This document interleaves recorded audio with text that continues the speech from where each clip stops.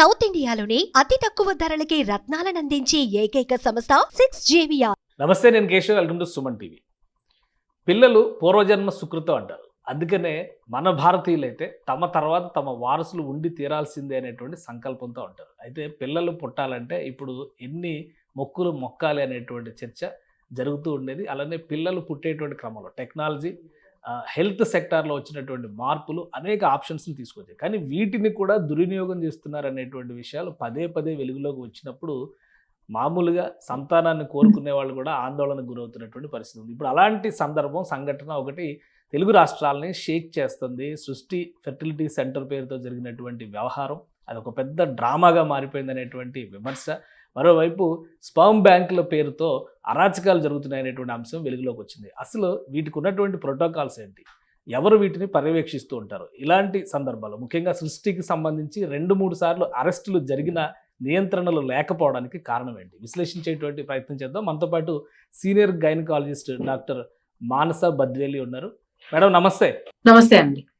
ఈ ఇష్యూస్కి సంబంధించి అసలు ఇన్ఫర్టిలిటీ గురించి మాట్లాడే ముందు సంతానం అనేది మన వాళ్ళకి మామూలుగానే అదొక పూర్వజన్మ సుకృతంలా ఫీల్ అవుతారు. కానీ దీన్ని ఒక ఫక్తు బిజినెస్గా లేదంటే ఒక చీటింగ్ వ్యవహారంగా మారిపోతుంది అనేటువంటి విమర్శలు ఎక్కువగా వస్తున్నాయి. ఈ ఇష్యూ చూసిన తర్వాత మీ రియాక్షన్ ఏంటి? ఫర్టిలిటీ ఇష్యూస్ అంటే సంతానం కలగకపోవడం అనే ప్రాబ్లమ్స్ చాలా ఉన్నాయండి. ఈ మధ్య కాలంలో చూస్తున్నాము, హెల్త్ ప్రాబ్లమ్స్ పెరుగుతున్నాయి. ఫర్టిలిటీ ట్రీట్మెంట్స్ తీసుకోవాల్సిన అవసరం చాలా మందికి నిజంగానే అవసరం పడుతోంది. కానీ లెజిట్ గా treatment protocols, research articles allow చేసిన ట్రీట్మెంట్ ప్రోటోకాల్స్ కరెక్ట్ గా ఫాలో అయితే వీళ్ళందరూ న్యాచురల్ గా కరెక్ట్ ట్రీట్మెంట్స్ తో కన్సీవ్ అయ్యే ఛాన్స్ ఉందండి. సో నిజంగా ప్రాబ్లం ఉన్న వాళ్ళకి ఇది ఒక బ్లెస్సింగ్ అన్నమాట. కానీ ఇలా ఏజ్ పెరుగుతూ పోతుంది, చదువులు, జాబ్లని లేట్ ఏజ్ లో ట్రై చేస్తున్నప్పుడు త్వరగా కావాలనుకుంటున్నారు పిల్లలందరూ. సో అలాంటి టైంలో ఫర్టిలిటీ ట్రీట్మెంట్స్ కి చాలా ఎక్కువగా పెరుగుతున్నారు అనమాట రావడం అనేది. సో దాంతో పాటు కమర్షియలైజింగ్ అయిపోతుంది. ఈ ఫర్టిలిటీ ట్రీట్మెంట్ అనే ఆస్పెక్ట్ కొంచెం కమర్షియలైజ్ అయిపోతుంది. డెఫినెట్ గా చాలా మంచి సెంటర్స్ ఉన్నాయి, చాలా బాగా ట్రీట్మెంట్స్ చేస్తున్నారు, చాలా మంది కపుల్స్ హ్యాపీగా ఆనందంగా సంతానం పొందుతున్నారండి. కానీ ఇప్పుడు అన్ని ఇండస్ట్రీస్ లో ఎలా కొందరు బ్లాక్ బోర్డ్స్ ఉంటారో అలానే ఇందులో కూడా ఉన్నారనమాట.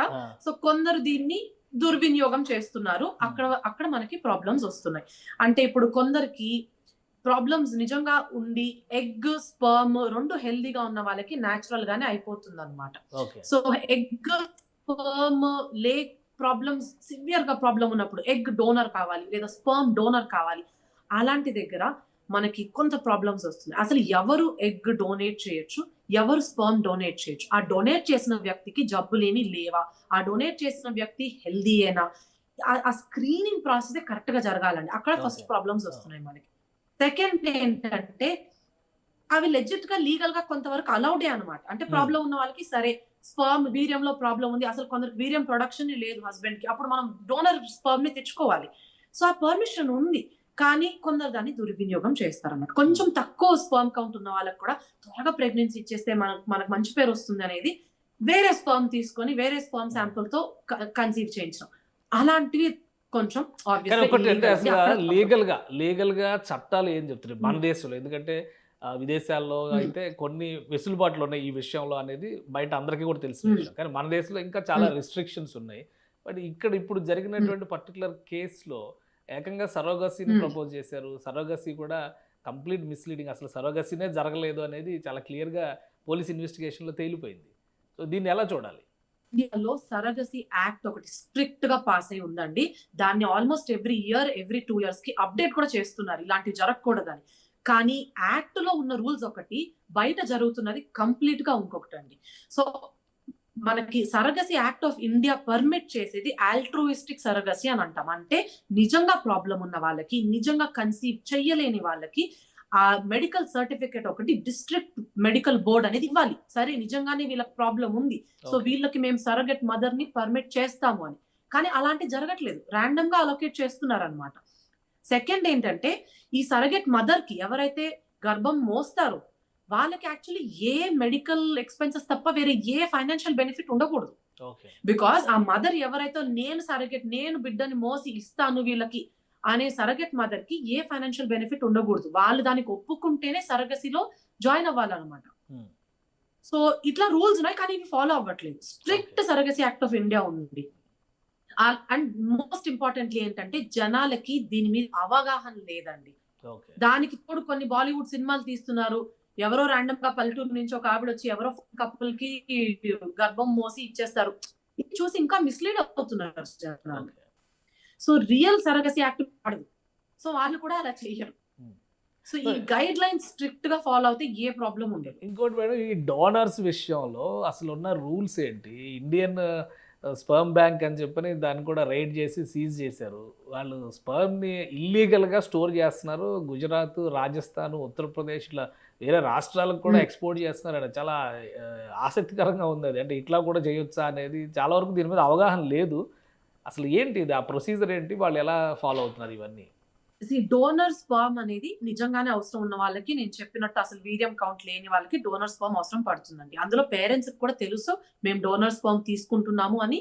సో డిఎన్ఏ పరంగా ఓన్లీ మదర్ డిఎన్ఏ వస్తుంది, స్పర్మ్ బయట డిఎన్ఏ ఉంటుంది అని క్లారిటీ ఉండాలి వాళ్ళకి. They should give the consent. మాకు డోనర్ స్పర్మ్ ఓకే అని కన్సెంట్ ఇవ్వాలి. ఈ డోనర్ స్పర్మ్ కలెక్ట్ చేసుకునే వాళ్ళు కూడా అసలు హెల్దీ పర్సన్స్ ని టెస్ట్లు చేసి జెనెటిక్ ఇష్యూస్ వాళ్ళ ఫ్యామిలీలో రన్ అవ్వకూడదు. స్పర్మ్ ఎవరైతే ఇచ్చారో వాళ్ళకి ఏమైనా జెనెటిక్ ప్రాబ్లమ్స్ ఉంటే అది వేరే పెద్ద ఇష్యూ అయిపోతుంది. సో ఆ స్క్రీనింగ్ మెథడ్ ఫస్ట్ కరెక్ట్ గా ఉండాలి. ఆ స్టోర్ చేసిన డోనర్ స్పర్మ్ శాంపుల్స్ కూడా దే షుడ్ బి, అంటే మనకు తెలియకూడదు ఎవరు ఇచ్చారు ఈ స్పర్మ్ అనేది. అనానిమస్ డోనర్స్ మనం సెలెక్ట్ చేసుకొని మాకు ఈ అబ్బాయి స్పర్మ్ కావాలని అలా ఉండకూడదు అనమాట. అదొక స్ట్రిక్ట్ రూల్.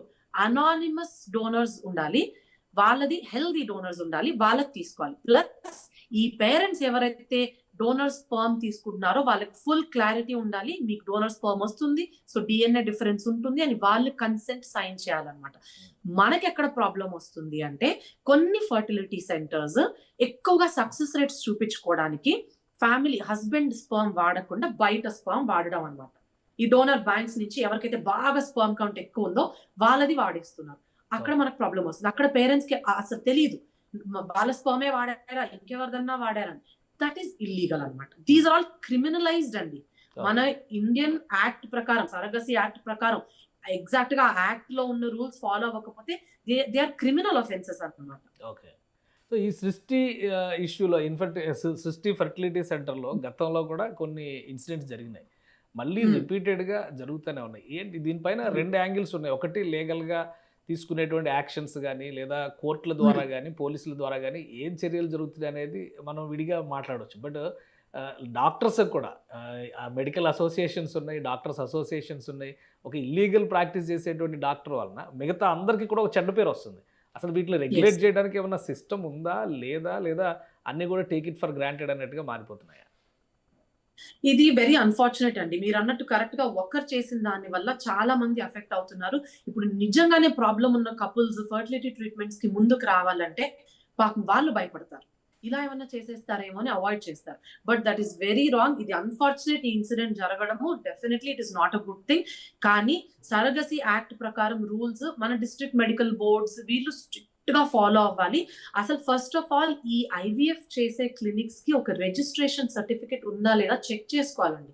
మన జనరల్ పబ్లిక్ ట్రీట్మెంట్స్ కోసం వెళ్ళినప్పుడు అసలు ఇది సర్టిఫైడ్ క్లినిక్ ఏనా, వీళ్ళకి ఈ ప్రొసీజర్ చేసే సర్టిఫికేట్ ఉందా మెడికల్ బోర్డ్ నుంచి, అంటే వీళ్ళు ఐవీఎఫ్ చేయొచ్చా, వీళ్ళు సరగసీ చేయొచ్చా, ఇలాంటివి చూడాలండి. ఆ సరగసీలో కూడా అసలు ఆ కపుల్ కి ఎవరికైతే సరగెట్ మదర్ కావాలనుకుంటున్నారో వాళ్ళకు కూడా ఒక సర్టిఫికేట్ మెడికల్ బోర్డ్ నుంచి రావాలి. ఎవరైతే తల్లి బిడ్డను మోయాలనుకుంటుందో ఆవిడకు కూడా ఒక అథారిటీ సర్టిఫికేట్ ఇస్తుంది అనమాట. అలా ఉన్నప్పుడే ప్రొసీడ్ అవ్వాలి. ఈ విషయాల మీద అవేర్నెస్ లేక చాలా మంది మోసపోతున్నారండి.